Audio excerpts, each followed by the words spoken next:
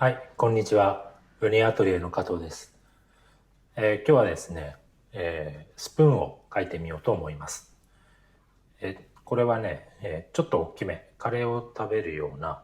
ステンレスのスプーンなんですけれども、これをね、書いてみようと思うんですけど、同じものがもう一個ここにあります。まずね、書き始める前に、どういうものなのか形状をね、ちょっと観察しようと思います。まずこのすくう部分はこう卵型をこう割ったような、こっちから見ると卵型、横から見ると、それをこうスライスしたような、こういう形状ですね。で、このすくう部分のここを水平とした時に、この持つ部分はどのくらいでしょう。このくらい角度がついています。こんな感じですね。で、結構ね、これしっかりしたスプーンででかいんですけれども、この柄の部分の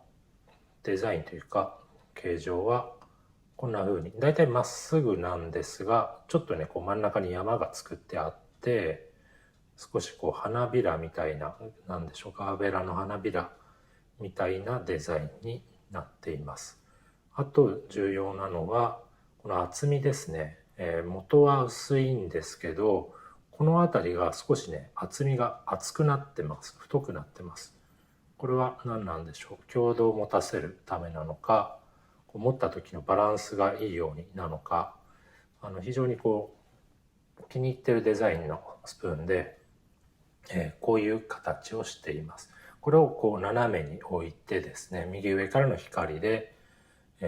できる、この影も含めてね絵にしていこうと思います。はい、では早速いってみましょう。今日は結構ね、自然光というか外の光が窓からしっかり入っているので、強いコントラストで、もうちょっと近づけます。強いコントラストでスプーンが光っているようですが、こんな感じでいきましょうかね。はい。この辺まで入ってるかな。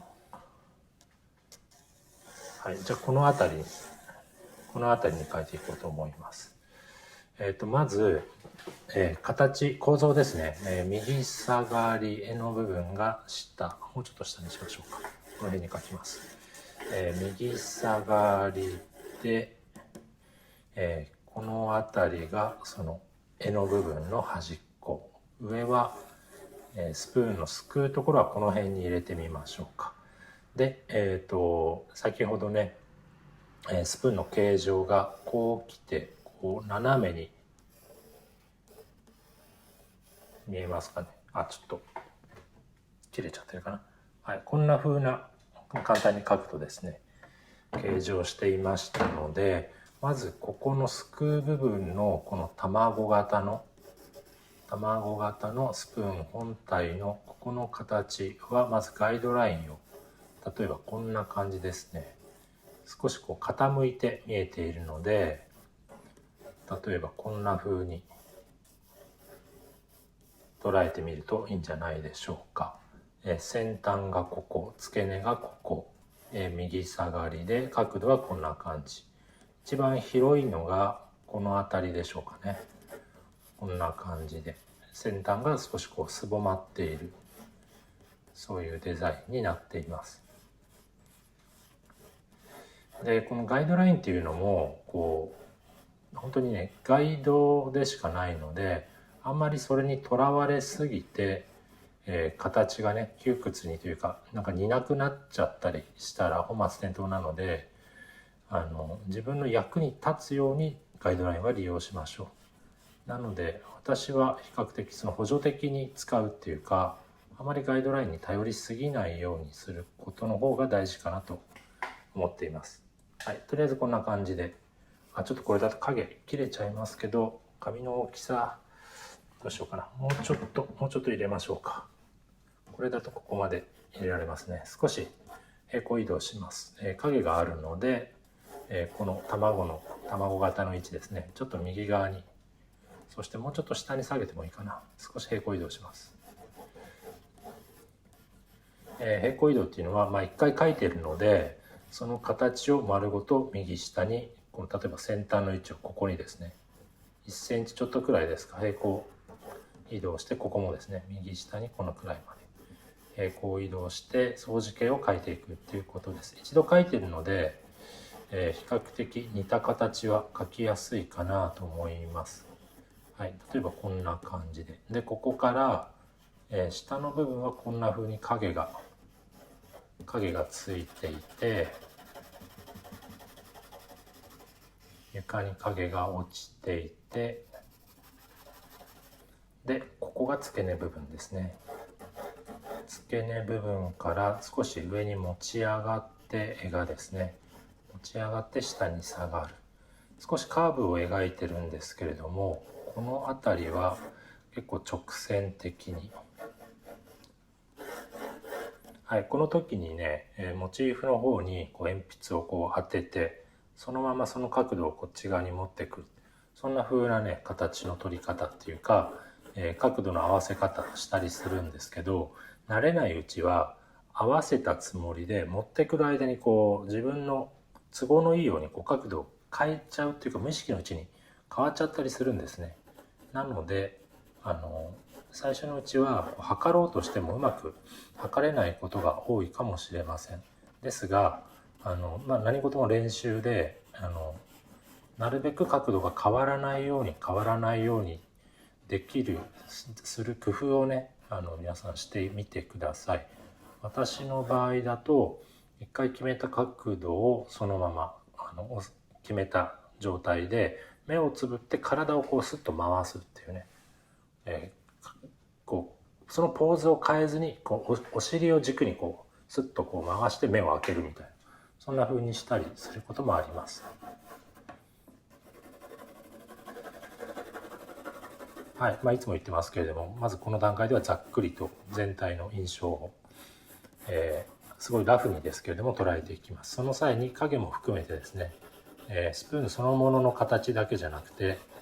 この影の形、床に映る陰影の絵ですね、その形も同時に捉えていって、これ全て全体で印象が合ってるかどうかを確かめていきます。この卵型のガイドラインって言って最初ねやりましたけれども、この輪郭線だけで形を決めようと見ようとしないで、それ大体決めたら中調子をこうつけてね、明るい色の形っていうか明暗で捉えていくといいと思います。少しねこう線が多くすぎてどれがどこなのかわからないくらいこうなってもいいと思うんですよね。はい、でこの辺りでちょっといらない線を消していきます。平行移動する前の最初のガイドラインと、これですね、最初に引いたガイドラインと、もういらなくなった線を消していきます。でちょっとこうねお化けが残ってたりしますけれども、そこまで気にせず最後にねプラスチック消しゴムを使ってきっちりきれいに消してあげればいいと思うので、はい、例えばこんな感じでどうでしょう。はい、この楕円卵型の形がなんか似てないんですよね。もうちょっと先を尖らせて、根元部分この辺もう少し膨らませて、この辺シュッとシャープにしたいですね。そんな風に形を直すっていうのはまずね書いてみて何がどう印象違うのかを書いてみないとわからないんですよね。書いてみて、比較して判断すると。なので比べるためにまず書いてみるっていうかね、違ってるところ変な印象が違うぞって気づくためにこうまず書いてみるというわけで、あんまりそのね輪郭線を何度もこう取り直してるばっかりで先へ進めなくなる人いますけれども、私はこう書いてみて印象というか色をつけてみて、このくらいまでねざっとですけれどもこう陰影をある程度合わせてあげといてから、形比較してみるといいと思います。はい、どうでしょう。こんな感じで、さっきに比べて少し卵型が先がね尖ってシャープに見えてきたでしょうか。この辺少し削ってあげます。あと書き途中っていうのは形がね結構ね膨らんだり縮んだりって書いてる間に何度もこう動いていきますので、今がぴったり合ってるかどうかってね、そんな気にしすぎないで、この次の段階で合わせるぞくらいのつもりで、ちょっとずつでもねそのものに近づいていくようにどんどん直していきましょう。はい、ここからが床面ですね。でここねちょっとハイライトがピカッと光ってるんですよね。この接地面のすぐ上ですけれども、ここですね。ここはこうステンレスというか金属特有のすごく鋭いハイライトがバッチリ入ってるとこなので、他に比べてちょっとねコントラスト強めに入れてみます。はい、どうでしょうか。あとハイライトも少し入れておきましょう。こことここはもちろんなんですけど、この辺も少し明るくかな。でここも少し明るく筋になってるかな。はい、こんな感じでどうでしょうか。このカーブは非常にこう緩やかな綺麗なカーブを描いていて、よく見ると最初に私の描いた形がちょっとカーブが強すぎたかな。もうちょっとね緩やかに曲がる感じ。そしてこの間、床に映る影との隙間間がちょっと離れすぎていたようなので近づけていきます。でここはあくまでも床を描いているので床に映る影を描いているので、描く時のタッチの向きですね、水平な台を意識したタッチを心がけています。はい、どうでしょう。これでだいぶこの結構こうポイントになる接地面ですね、床に置いてあるこの一番重要なところと形状の移り変わるこの付け根の部分ですね、ここの形、まずはねここをしっかりと決めてからいこうと思うので、何度でもね見直します。こんな感じでしょうか。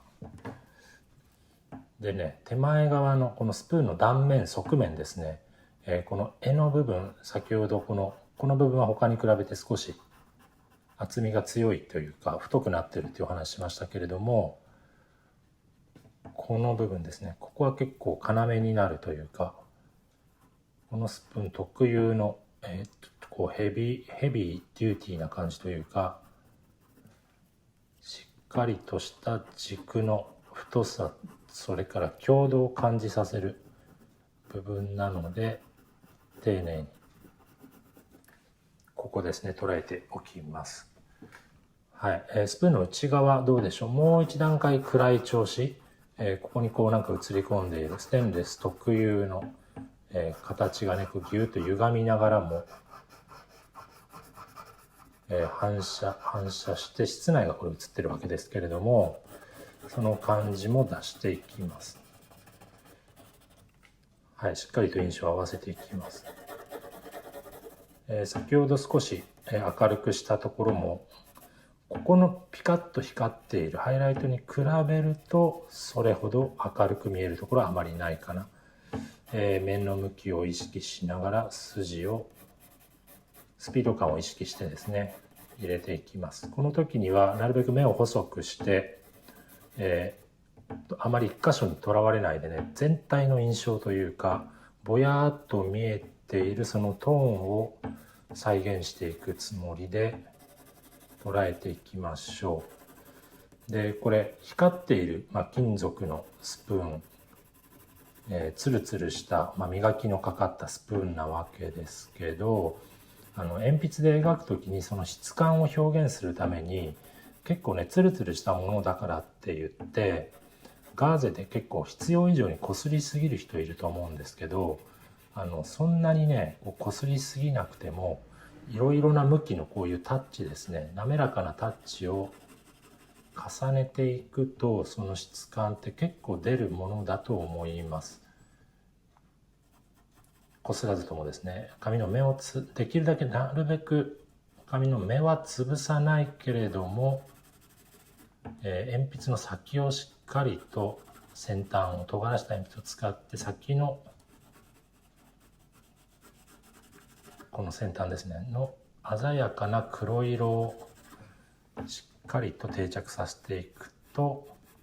結構質感は私出ると思います。こすることだけがツルツルしたものを描く方法じゃないと思います。こすらずにその質感が出せるように、皆さんも工夫してみてください。どうでしょう、こんな感じで。やっぱりちょっとシルエットがここ膨らみすぎてますかね。はい、納得できるまでね、膨らましたりへこましたりしながら書き進めていきます。で、今ちょっと鉛筆持ち替えました。 4B の先端が少し丸くなってきたので先の尖った鉛筆に持ち替えたんですけれども、合わせて今 4B から 3B へ少し硬い鉛筆にチェンジしました。これでもってこの先端の、金属の特有のですね、この硬くて鋭いエッジの感じを出していこうと思います。そしてついでに影もね、もうちょっと描いていきますね、滑らかに。左下がりのタッチに対して今ちょっと水平なタッチをかぶせていきます。二重に床を描いてる感じですね。左下がりに対して今度はちょっと水平なタッチ、それから若干右下がりの向きのタッチ、暗さは全部一様ではなくて、暗く見えているところを暗く、明るく見えているところを明るく、そんな風に少しでも変化を見つけたらそれに合わせて変えながら描いていきます。はい、前にも言いましたけれども、少し大きめに描いておいて練りゴムでその形を削っていきます。思ったよりも左後ろ、斜め後ろに向けて影が伸びてるんですよね。当初結構横に描いていましたけれども、実際はもうちょっと左後ろに向けて影が伸びてるかなっていうのに今見て気づいたので修正していってます。左後ろに向けてグラデーションを作っていきます。紙からはみ出るところもね、こうタッチがそこで終わらないようにずっとこう継続して描いていってからいらないところを消していきましょう。はみ出た先まで床面はつながってるんでね、はい、こんな風にしっかりと描いといてから輪郭線の形はね後で直していけばいいと思います。はい、この影の形もここら辺少しね距離が離れてるんでぼやけてるんですよね。で、距離が近づくにつれてこの絵と床との距離ですね、絵の部分が床に近づくにつれて、ここですね、ここ設置してるところに近づくにつれて影の輪郭がシャープになってくるっていうね。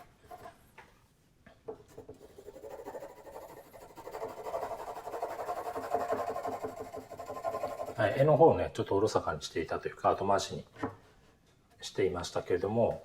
ここの形ですね、ちょっとちゃんと描いていきましょ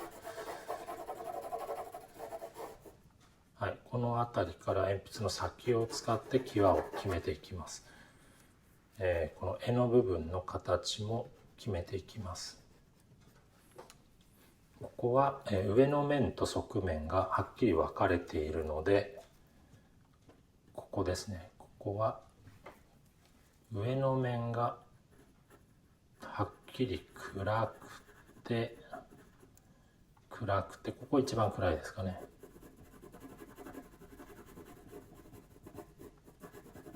で、側面は、床の白い布を反射してか少し明るく見えています。明るいグレーですね。明るいグレーといっても紙よりも少し暗い。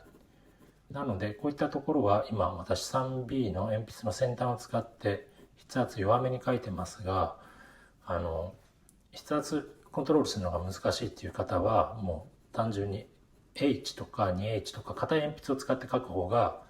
合理的でいいと思います。紙よりも若干色がついてるけれども、そしてシャープな切り口にしたいけれども柔らかい鉛筆使うっていうメリットあまりないんで、そういったところはね、硬い鉛筆の先を使ってしっかりと表現していきましょう。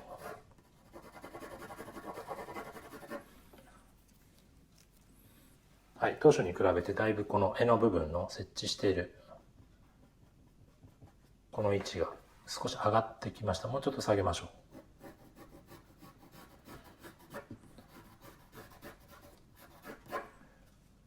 はい、どうでしょう。角の位置はここが、少しね真ん中が盛り上がっているデザインで、手前側が少し暗く見えています。ちょうどこう山形ですね。ここが中心の山の部分で、向こう側が、ここを稜線にして向こう側がまた少し下がっている感じで、この辺りから徐々にこの角の部分、山の稜線ですねが見えなくなっていくような、この辺ですね、見えなくなっていくような、手前ははっきりしてるけど奥側ははっきりしていない、そんな感じです。で、向こう側が明るいといっても明るいグレーなので、例えばこんな風に練りゴムで形を抜いて整えたとしても、その後やっぱり鉛筆でしっかりフォローをして必要なグレーにまで調子を落としてあげます。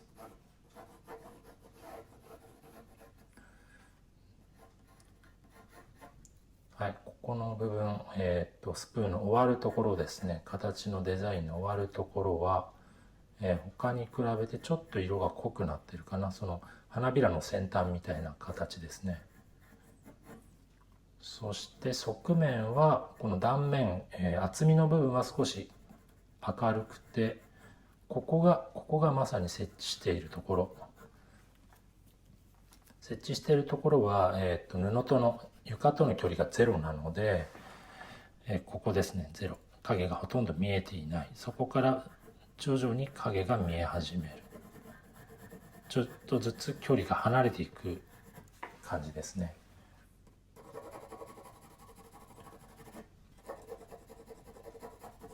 はい、今回のこの紙の大きさも B3 の半分 B4 サイズなんですけれども、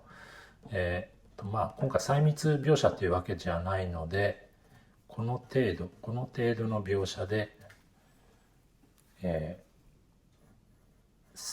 筆の、先を使って、描いているこう際の部分ですけれども、これ以上はあんまり細かく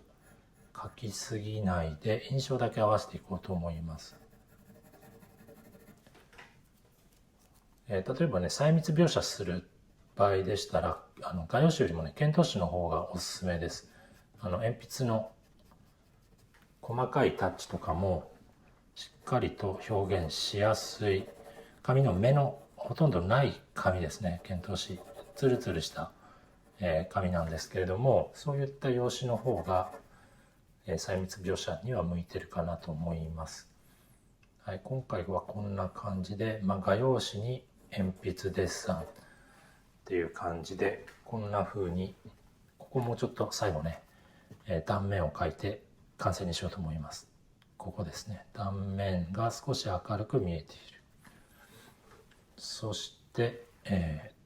スプーンのエッジの方が少しだけ暗い。ここですね、エッジの方が、エッジの上の角ですね、上の角の方が少し暗い。で、断面は少し明るい。床の白い布を反射して少し明るい。その下に、スプーンの影、陰影の A ですね、影ができている。暗い明るい暗いっていう、サンドイッチ状態ですけれども、そういった関係をうまく描いていきます。はい、ちょっと細かい部分っていうかね、狭いところなので形を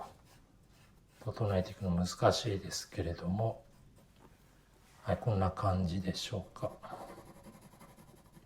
床に映る影はこの辺が少し暗く見えてるかな、濃く見えてるかな。で一番暗く見えてるのはこの辺り。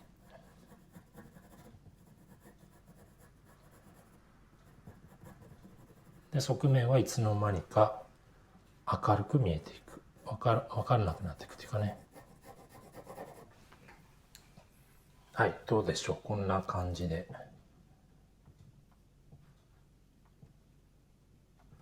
はい、ここね、もうちょっとね、時間があればね、追求していきたいところですけれども、今日はこの辺までにしておこうと思います。はい、どうでしょうか。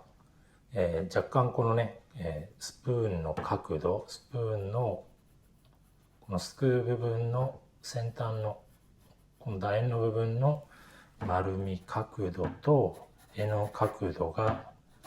少しずれていますよっていうことと、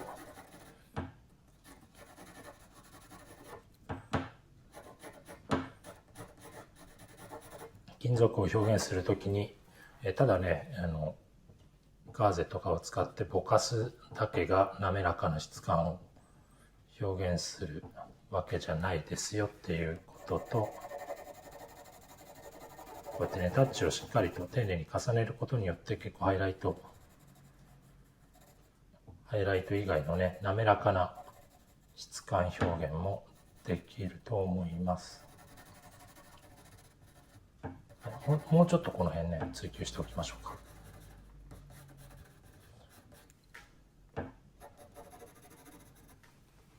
はい、どうでしょう、こんな感じで。ここもうちょっと光ってるか。